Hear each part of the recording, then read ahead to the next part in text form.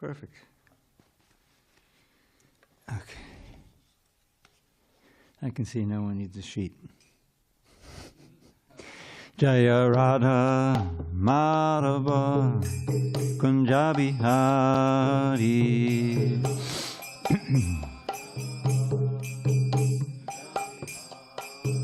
Jaya Radha Madhava Kunjabi Hari.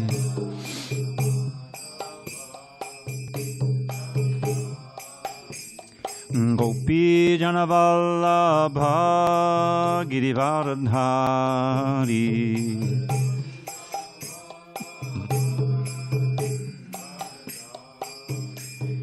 Gopi Janavallabha Girivardhari.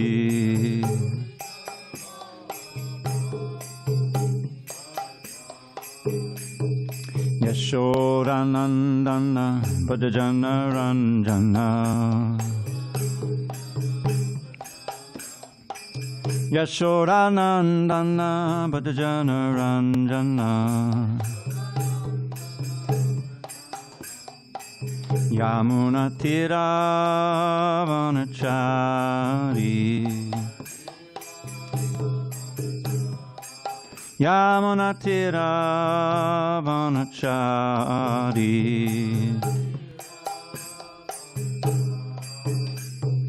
Hare Krishna, Hare Krishna, Krishna Krishna, Hare Hare, Hare Rama, Hare Rama, Rama Rama, Hare Hare.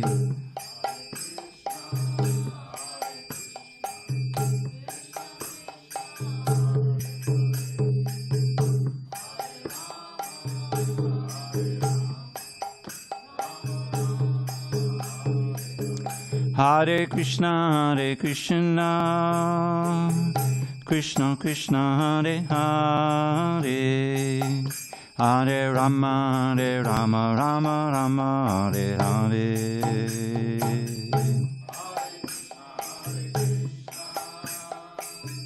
Krishna Krishna, Hare Hare, Hare Rama, Hare Rama, Rama Rama, Hare. Jaya Radha Madhava Kunjabi Hari.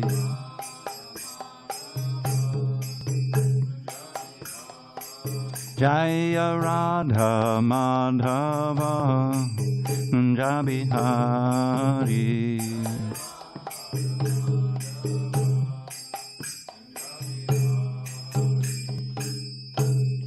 Jai Om Vishnupad Paramahansa Parivajikacharya Ashtotar Tata Sri Srimad Divine Grace Srila A.C. Bhaktivedanta Swami Prabhupada Ki Jai. ISKCON BBT Founder Acharya Srila Prabhupada Ki Jai. Jai Om Vishnupad Paramahansa Parivajikacharya Ashtotar Tata Sri Srimad Divine Grace Srila Bhakti Siddhanta Saraswati Thakur Ki Jai. Ananta Koti Vaishnavini Ki Jai. Namacharya Srila Haridas Thakur Ki Jai. Srimad Bhagavad Gita Ki Jai. Samaveda Bhaktivinoda Ki Jai. All glories to the assembled devotees. All glories to the assembled devotees. All glories to the assembled devotees. All glories to Shri Guru and Gauranga. Okay. Om Namo Bhagavate Vasudevaya. Om Namo Bhagavate Vasudevaya. Om Namo Bhagavate Vasudevaya.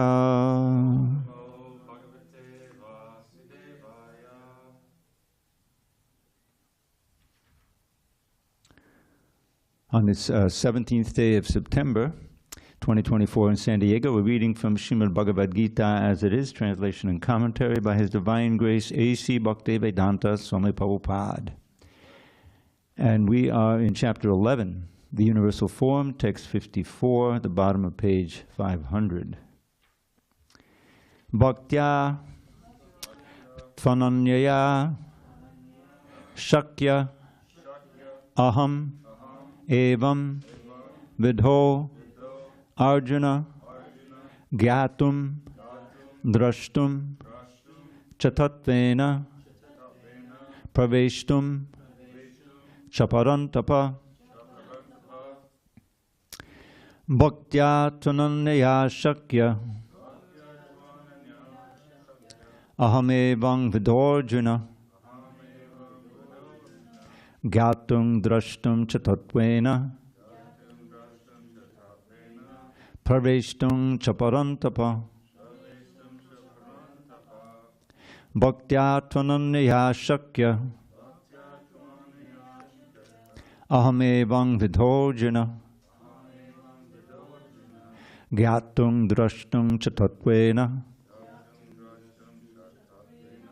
Praveshtum Chaparantapa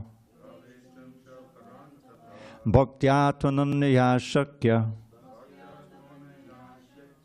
Ahamevang Vidorjuna Gyatung Drashtum Chatatvena Praveshtum Chaparantapa. Tapas. Bhaktya Tvananyaya Shakya Ahamevang Vidorjuna Gyatung Drashtum Chatatvena Praveshtum Chaparantapa. Go ahead, Chad. Bhaktya Tvananyaya Shakya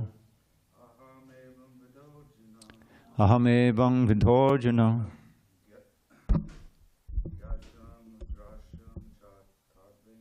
Gyatung Drashtum Chatatvena Praveshtum Chaparantapa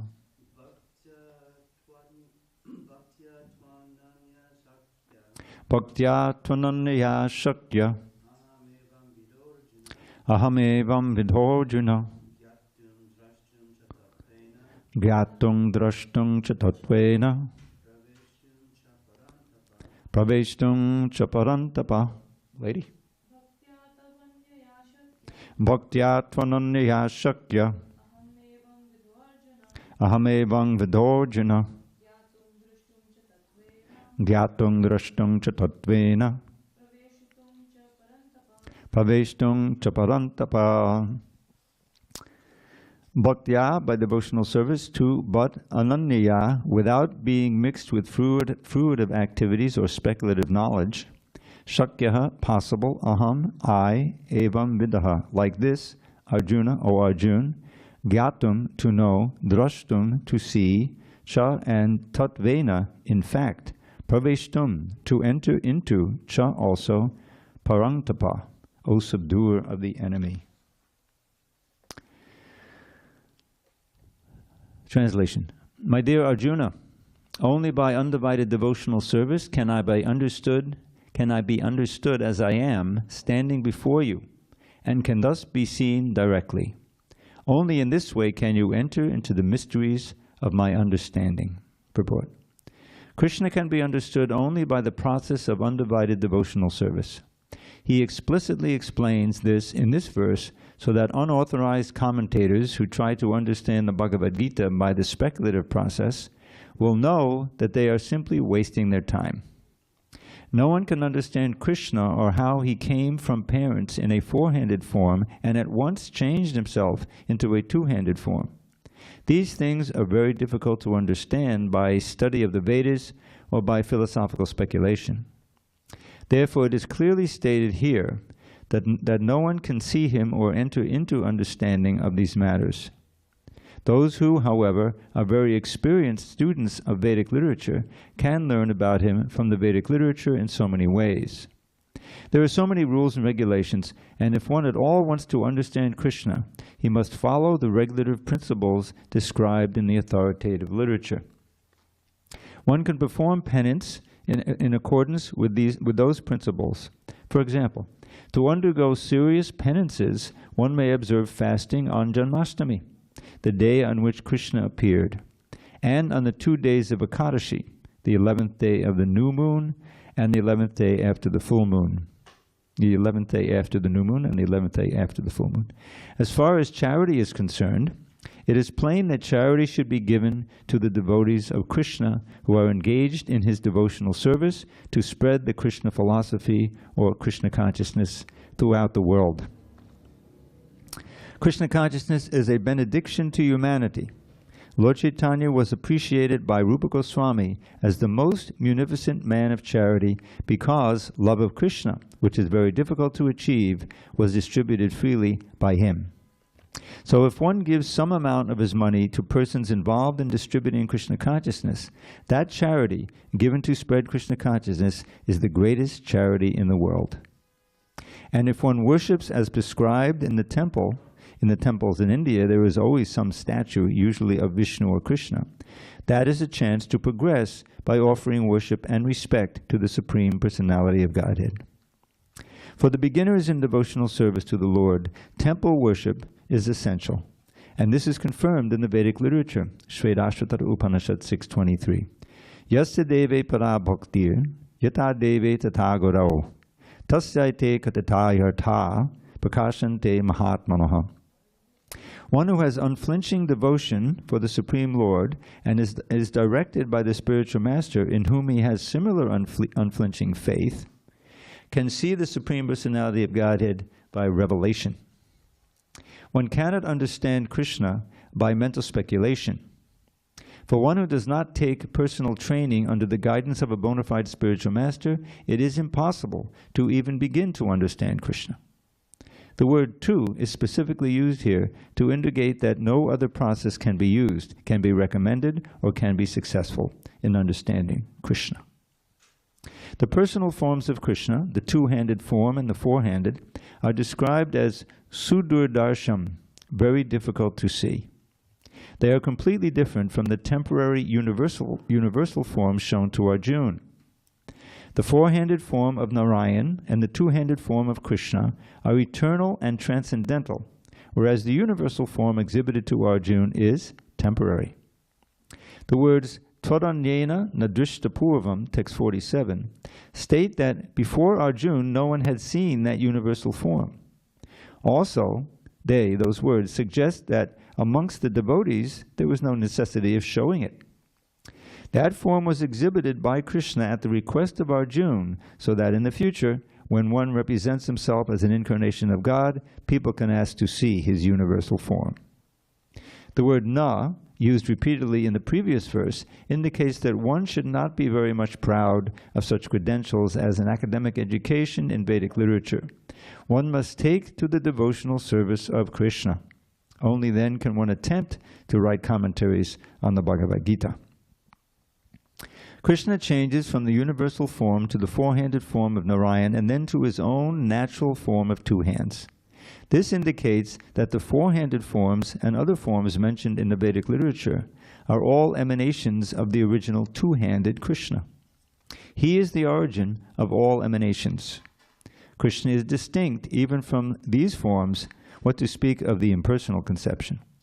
As far as the four-handed forms of Krishna are concerned, it is stated clearly that even the most identical four-handed form of Krishna, which is known as Mahavishnu, who is lying on the cosmic ocean and from whose breathing so many innumerable universes are passing out and entering, is also an expansion of the Supreme Lord, as stated in the Brahma Samhita 548.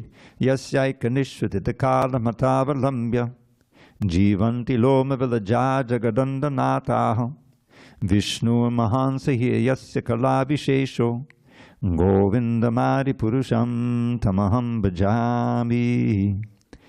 Mahavishnu, into whom all the innumerable universes enter and from whom they come forth again simply by his breathing process, is a plenary expansion of Krishna. Therefore I worship Govinda, Krishna, the cause of all causes, close quote. Therefore one should conclusively worship the personal form of Krishna as the Supreme Personality of Godhead, who has eternal bliss and knowledge. He is the source of all forms of Vishnu. He is the source of all forms of incarnation. And he is the original Supreme Personality as confirmed in the Bhagavad Gita. So I'm going to stop there, and then we'll complete the purport later.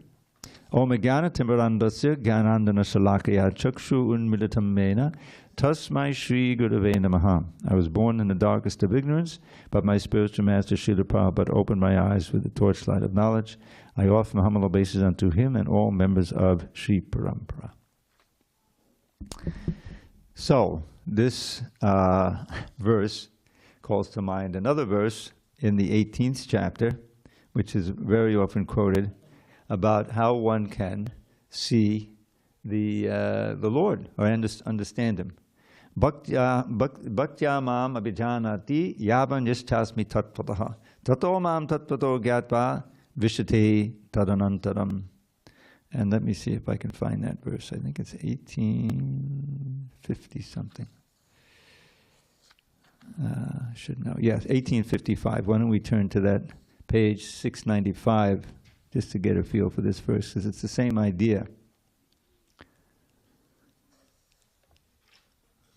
I'll say, you say. 18. The verse number is 1855. It should be on page 695. It's hardback. You got it there, Nelson? Yes. Okay. You got it? Okay. Bhaktya mam abhijanati yavan yaschasmi tattvataha tato man tattvato gyatva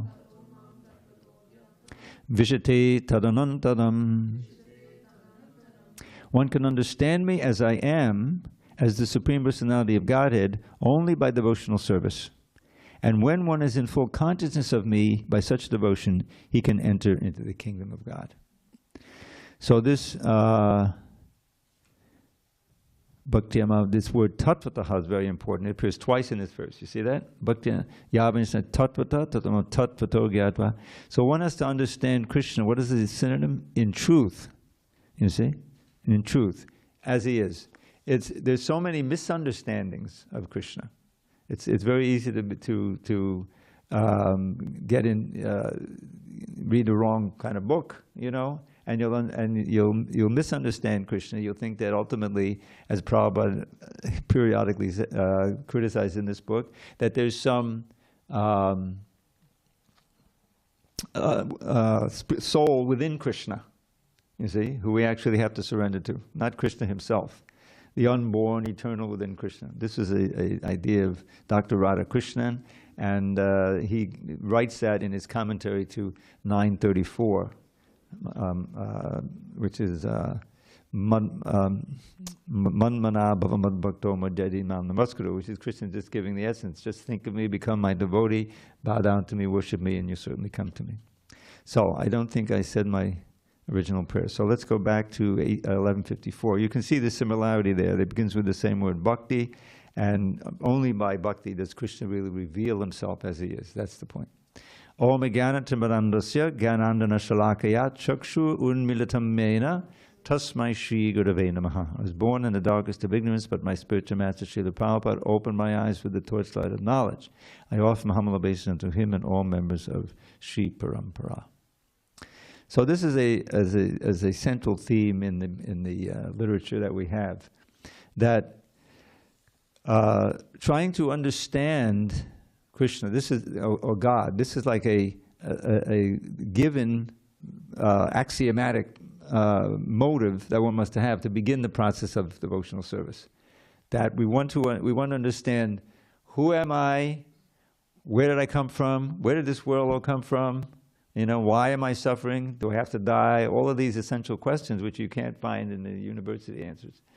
That should impel us to search out, and if we're fortunate, we'll come in contact with someone who actually can give the answers.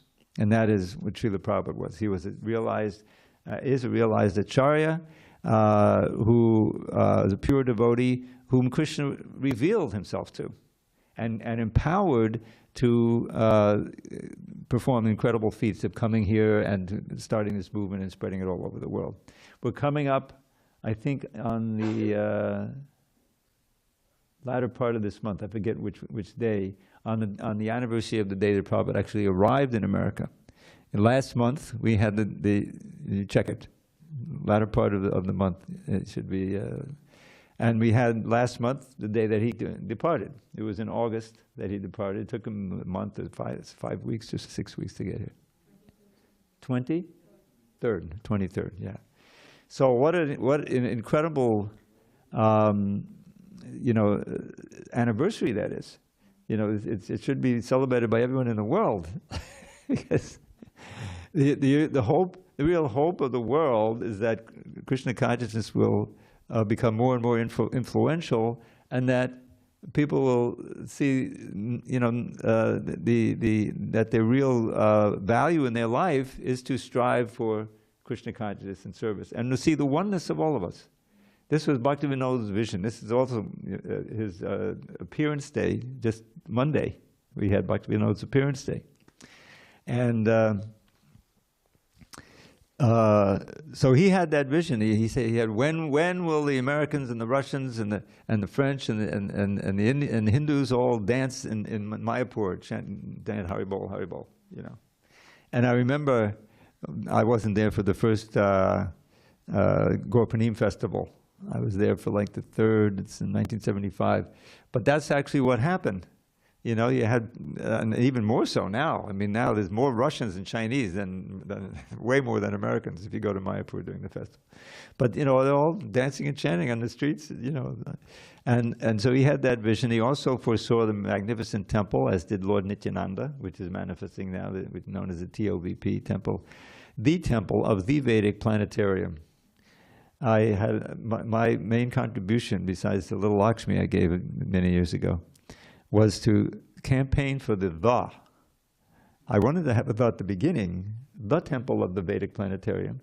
But because on a morning walk, Prabhupada said, no, temple of Vedic planetarium, because they were going to do the temple of understanding or something, which was once mentioned.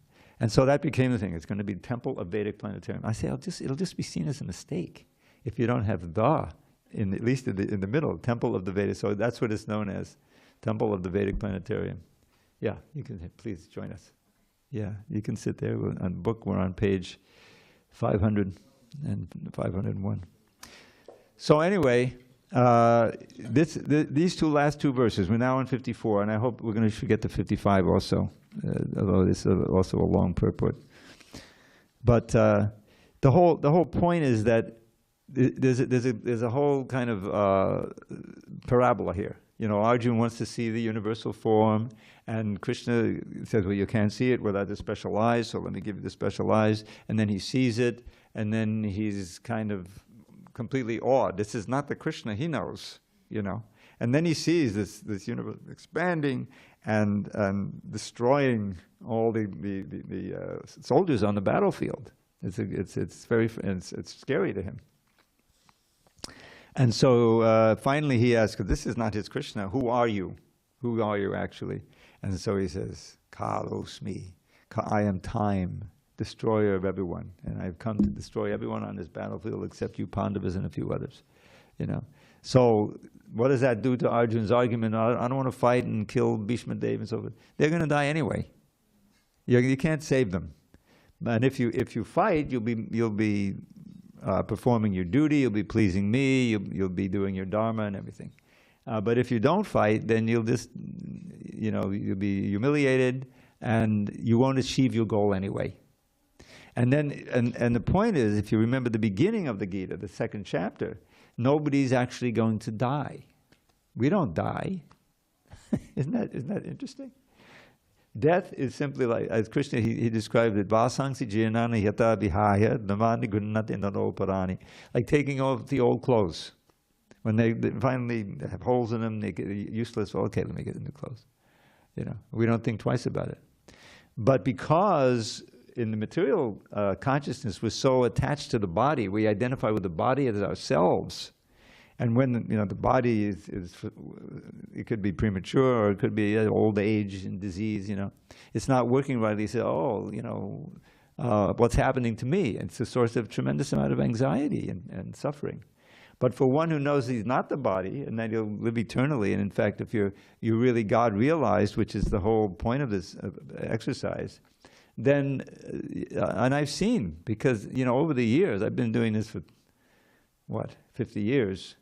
So, especially here in San Diego, 6, 7 times the devotees have asked me to be present and to chant Hare Krishna when they're leaving their body, either in a hospital, I think there was one in a home somewhere, and it's a very glorious experience, actually. And for the most part, especially lately, we had some incredible, very, very calm. The devotee is very calm and peaceful when they're leaving, because they're Krishna conscious. They're maybe seeing Krishna. You don't know what they're seeing, but it's not like, because I worked in a hospital for a whole year as an inhalation therapist back in 1972, I think it was. And because I'm the guy who brought the oxygen, so a lot of times I saw people die. And it's so painful. For the most part, they're heavily sedated, because it's just, otherwise they're shrieking and screaming, And that's just what you don't want. You want to be fully Krishna conscious, so you can be Krishna conscious, but that takes, a lot of presence of mind to really feel the presence of the Lord and the holy name as your solace. Really feel that, and I've seen that also, that devotees are able to leave in a wholly different way, and that's really the bottom line. I mean, we're all moving to that. It's like the final exam. So what Krishna is saying here, Bhaktya Tananya Shakya, the only way it's possible to see me in my two-handed form, the all-attractive Shyamasundar form, not the 400 Narayan form, and certainly not the universal form, which Prabhupada repeatedly said in this chapter, devotees really aren't interested in seeing, So it is bhakti. Gyatum drashtam cha tattvain, and if you can understand me in truth, then praveshtum chabana. Praveshtum means to enter into. You can enter into the kingdom of God. You can enter into full understanding. And so that's the bottom line after this whole chapter, is that we should strive to be able to embrace this idea of pure devotional service without any adulteration, and become more and more, basically the whole idea is become more and more attracted to Krishna. And to understand that all these births, all these things, we've been attracted to this, attracted to that, repulsed by that, and have been diverted from our true Krishna consciousness. So Krishna consciousness is the most natural. It's the original consciousness. We're just getting back to what we originally were. That's what this is striving to do. And Prabhupada brings up the very important point of accepting a guide, accepting a spiritual master. Yasya deve pura bhakta yata deve tata guru. To have similar faith and devotion to the spiritual master as you have to God. Every morning, to those who experience Mangalartik, we sing this song called the Gur Vashtaka, 8 verses about the Guru, written by Vishwanath Chakravarti Thakur, one of our great acharyas. And it's a wonderful meditation, because it describes the mercy of the Guru, how he's come, and it's just like a cloud of mercy, and he's putting out the blazing fire of birth and death and suffering. Samsara dhava nala. The blazing fire of samsara means birth and death, old age and disease. Dhava nala lidha loka. All the people are suffering. Tranaya. He's delivering us, just like a cloud of mercy. What's he pouring down? The knowledge, the holy name, all these things, presence, you see. So the first emotion of someone who's seriously practicing and attending that Mangalartik is one of great gratitude. You say, oh, how thankful we are that we came in touch with this knowledge and this person, And it goes on as well, what is he giving? He's giving Mahaprabhu Kirta, the process of devotional service, sending on the chanting of the holy name. And he himself is relishing. I remember Prabhupada would love to play the gong. We have the gong here in Memorial, And other instruments, of course, he loved the harmonium. So that's there. And then, with great effort, he establishes temples with the deity. That's the 3rd verse. He himself shows cleaning the temple, how to perform the arti, and so. And what comes with the deity? Prasadam. You see? And that's the 4th verse. So we experience a beautiful deity, chanting, and then there's prasadam, the mercy of the Lord in the form of what we can most easily relate to, tasty food, tasty dishes, very spiritual and purifying.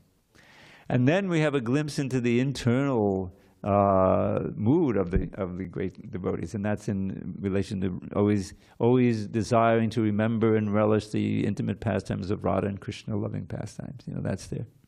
And the spiritual master, the great, he has a place in the internal, eternal Leela of the Lord. That's there in the 6th verse. Then, Sakshat Harit Vena Samasta Shastri. When Prabhupada first explained this to the devotees in 26 Second Avenue, he said the spiritual master should be worshipped as God. And then he went upstairs. And everyone was just, what? All this time he's been telling us the spiritual master is not God, and now he should be worshipped as God. Because of the language, what he meant, he should be worshipped in the same way as God, not as God himself. You see this? I'm an editor. I can see what happened there. So he meant, yes, he's not God, but you should worship him in the same way because he's an intimate representative of God, and God is so pleased when he sees how you're revering him that he will reveal more and more about himself in your heart when he sees your deference and devotion to the spiritual master. That's a fact. And then the last verse, which is all important, and which many devotees mispronounce. Pronunciation is so important. I'll tell you the trick. So the verse goes like this: Yasya prasadan bhagavat prasaro, yasya prasadan nagati kutopi. So what means that with the grace of the Lord, with the grace of the spiritual master, you will get the grace of Krishna. Yasya prasadan bhagavat prasaro. But the next line says, without the grace of the spiritual master, you have no way of advancing. So it's yasya aprasadan. It's the difference between successful and unsuccessful. That little UN is all important, right? You can't. So yasya aprasada becomes yasya prasada. But most devotees just sing yasya prasada bhagavat prasada, yasya prasada nagati katopi, and I always cringe when I hear that. Because that means by the mercy of the Guru, you can't make any advancement. You see? So if you're ever in Mangalarti, be sure to sing that second line, yasya prasada nagati katopi. So that's the key verse, and Prabhupada brings that up in this verse, Yasya Devi Parabhakti. And the wonderful thing is that Srila Prabhupada, he said this many times, that I'll live forever through my books. Because the word, the association with the spiritual master comes in 2 ways. And Vani and Vapu. Vapu means personal, physical, which is all important. When the spiritual master is on the planet, you should be eager for that, and devotees. But more important than that, because it lasts forever, is the Vani, the words.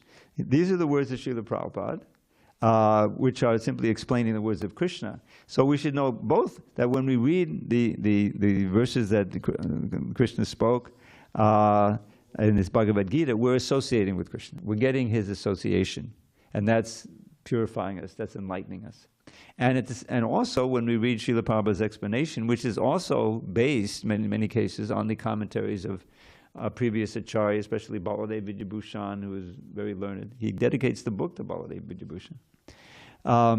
That we're getting Srila Prabhupada's association, we're getting Baladev Vidyabhushan's association. Just like if you read a letter from someone who you love or is a friend or whatever, you're getting their association, isn't it? Because nowadays it's all email and everything, but it used to be actual physical letters. I remember those days. I don't know if some of you even remember those days. But that was, I get a letter from my old friend, and you relish that because the person is there in his words and his ideas. So the same thing is true for the spiritual master, and all of these words are simply to help us to get closer to Krishna. So I want to do this last verse because I did something special. It happens that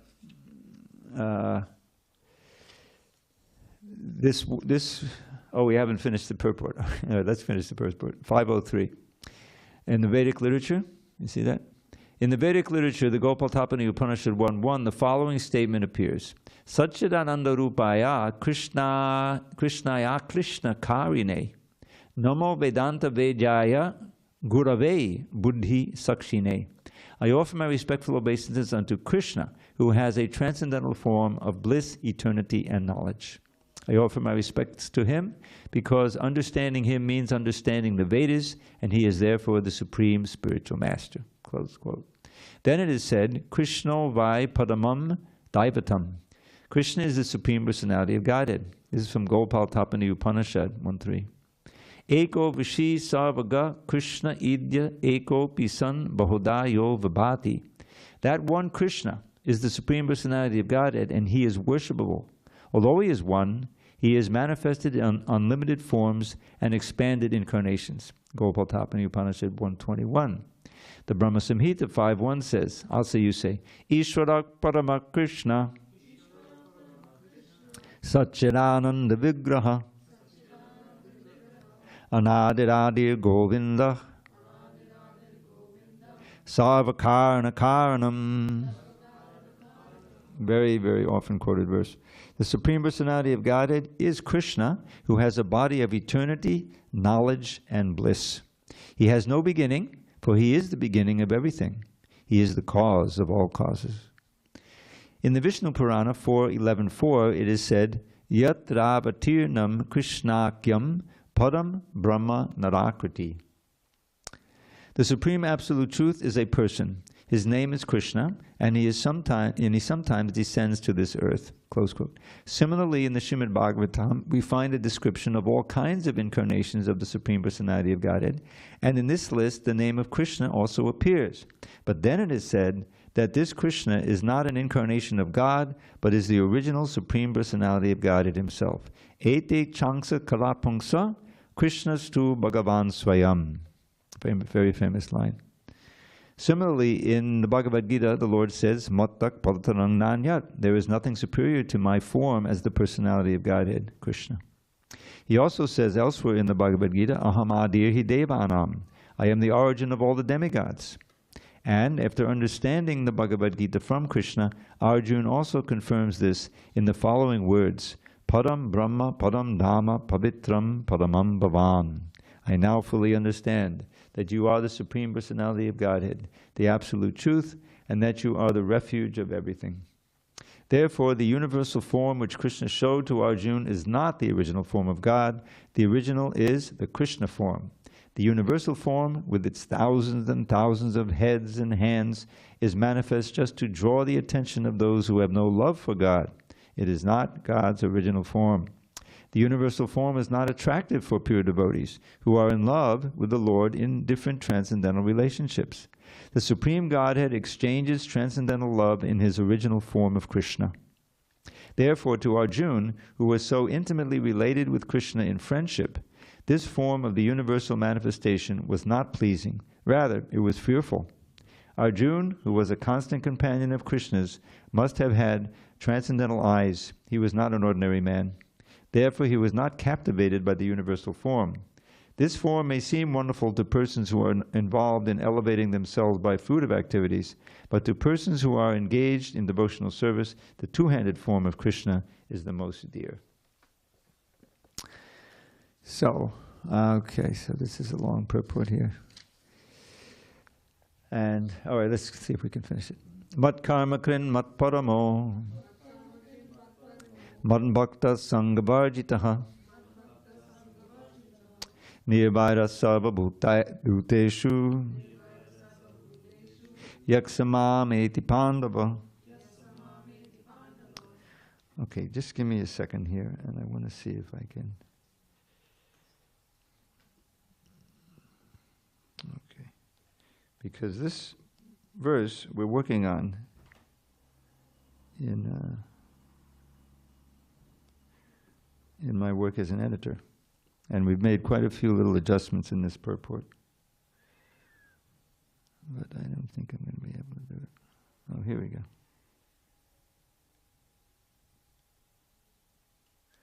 All right, it's not going to happen. We'll just read it. Anyone who... did I read the translation?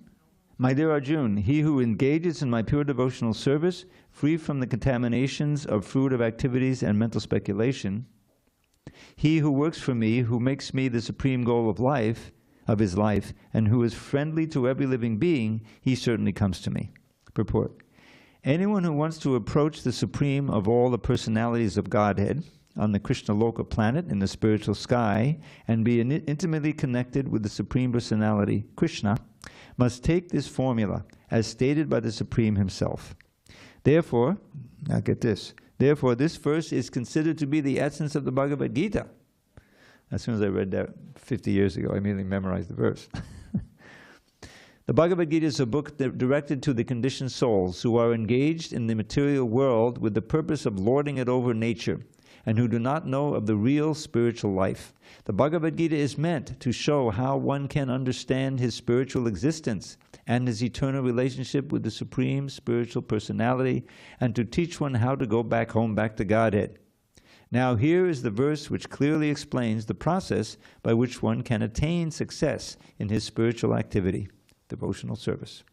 As far as work is concerned, one should transfer his energy entirely to Krishna conscious activities, as stated in the Bhakti Rasamrita Sindhu 1.2.255, Anasakta Sibhishayan Yatarham Upayunjataha Nirbandha Krishna Sambandhe Yuktam Vairagyam Uchyate. No work should be done by any man except in relationship to Krishna. This is called Krishna karma. One may be engaged in various activities, but one should not be attached to the result of his work.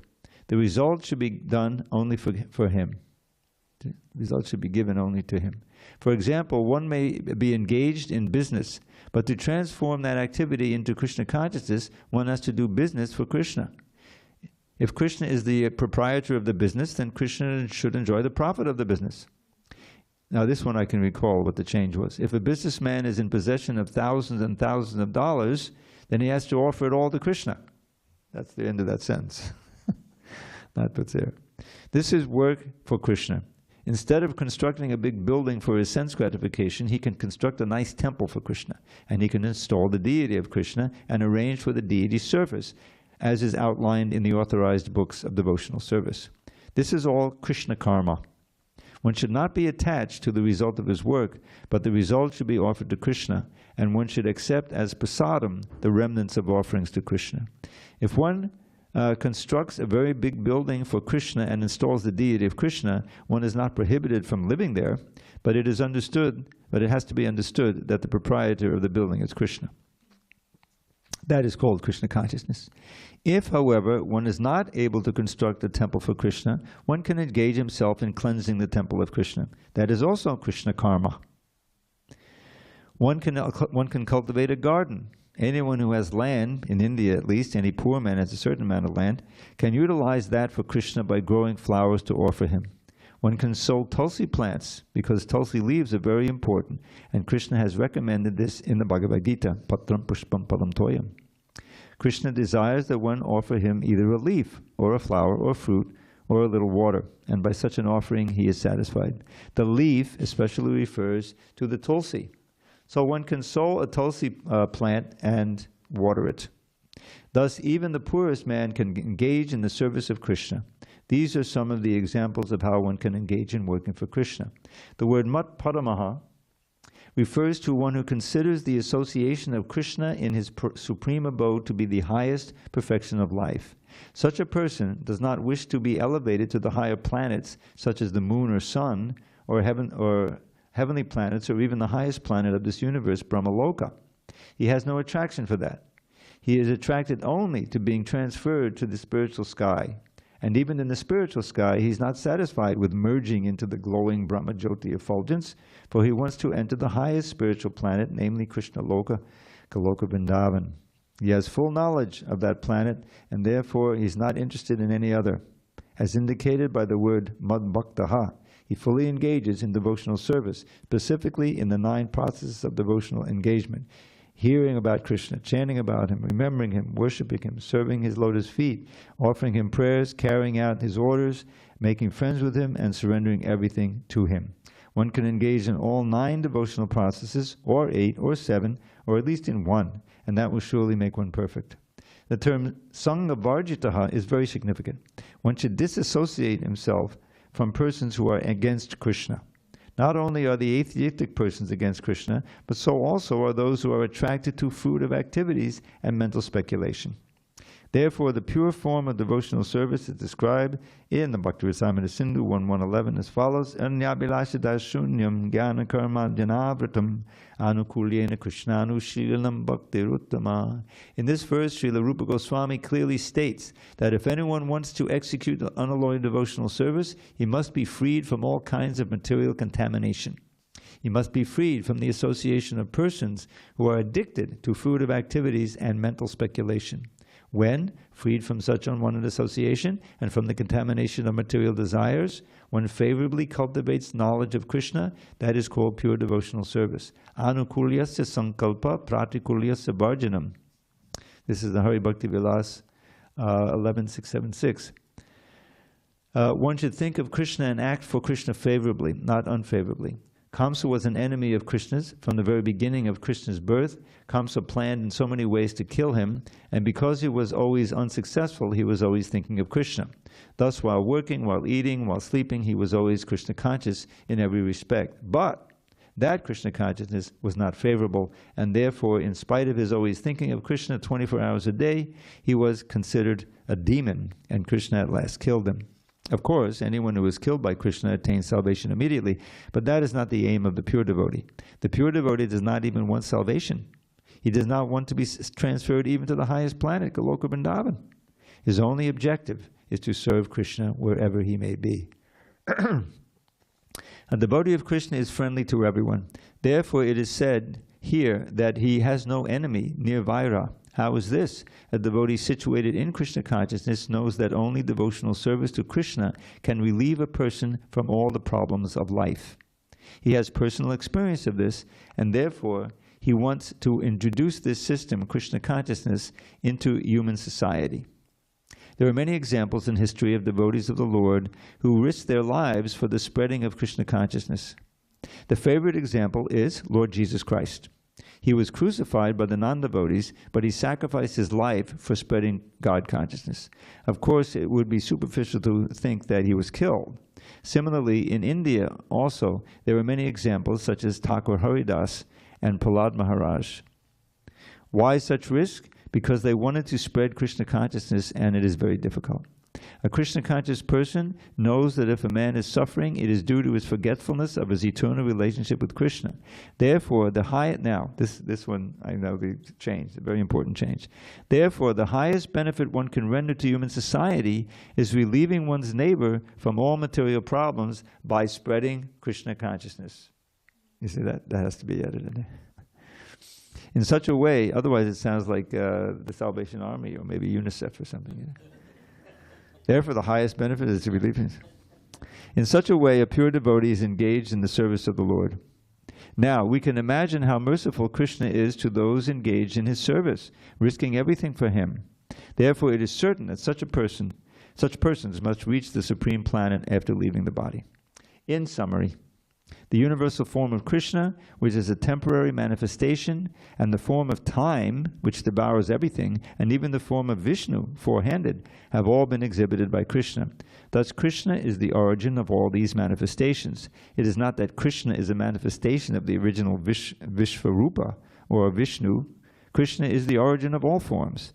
There are hundreds and thousands of Vishnus, but for a devotee, no form of Krishna is important but the original form, two-handed Shyamasundar.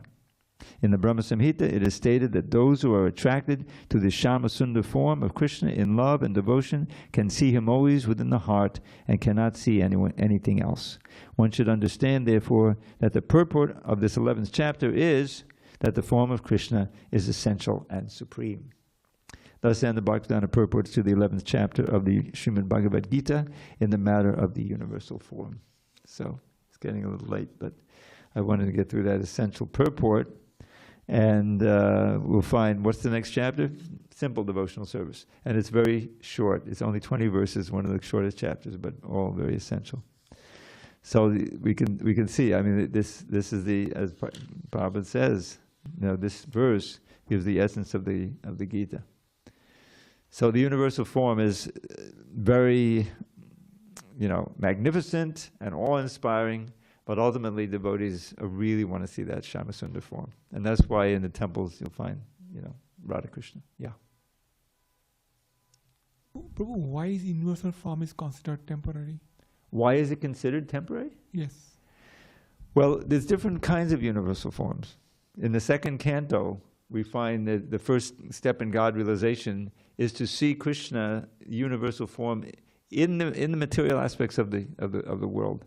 You see the sun, and the moon, those are the eyes of the Lord.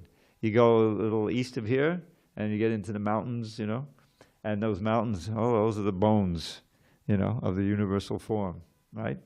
And the rivers, of course, are the veins. In fact, it's the same word, nadi. I think the nadis are also your veins.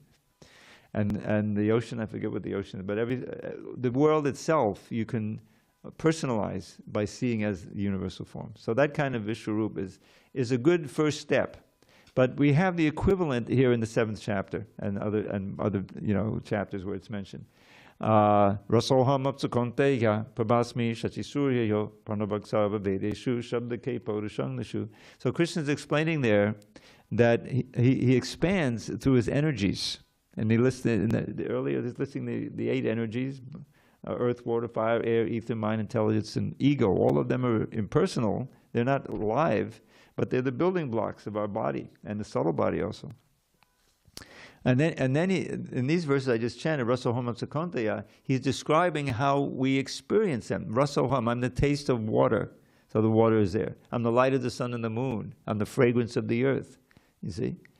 So when we're experiencing these things all the time.